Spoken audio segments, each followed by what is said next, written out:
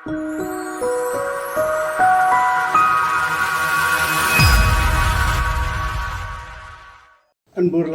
van Suid-Afrika.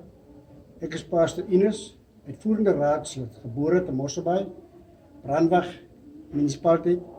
Ek wil vanmiddag die inboorlinge volk groet en spesiaal die Brandwag Communal Land Gemeenskap Trustgebied van die Mosselbaai inboorlinge.